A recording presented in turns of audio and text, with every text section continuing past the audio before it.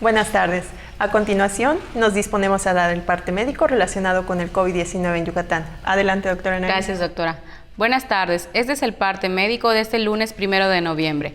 Como se ha señalado, en la reapertura económica, los datos más importantes son la ocupación hospitalaria y los ingresos diarios. El día de hoy tenemos 90 pacientes en hospitales públicos, 68.750 pacientes ya se recuperaron, no presentan síntomas ni pueden contagiar. Esta cifra representa el 90% del total de contagios registrados, que es 75.992. Hoy se detectaron 51 nuevos contagios de coronavirus, 47 en Mérida, 1 en Canacín, Humán, Valladolid, 1 foráneo. De los 75.992 casos positivos, 598 son de otro país u otro estado.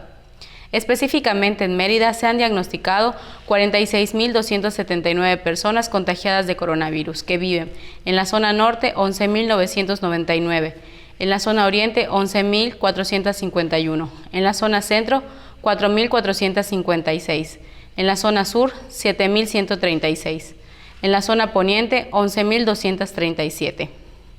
Lamentablemente en este parte médico informamos de 5 fallecimientos, 2 hombres y 3 mujeres de un rango de edad de 63 a 94 años.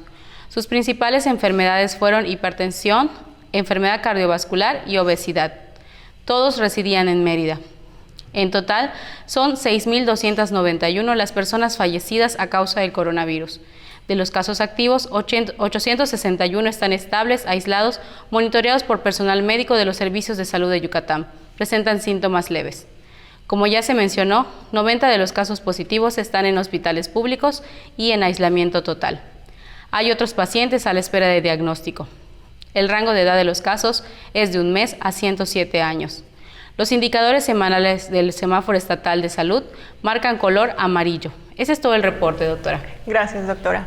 Estaremos actualizando todos los días esta información a través de este medio. Muchas gracias.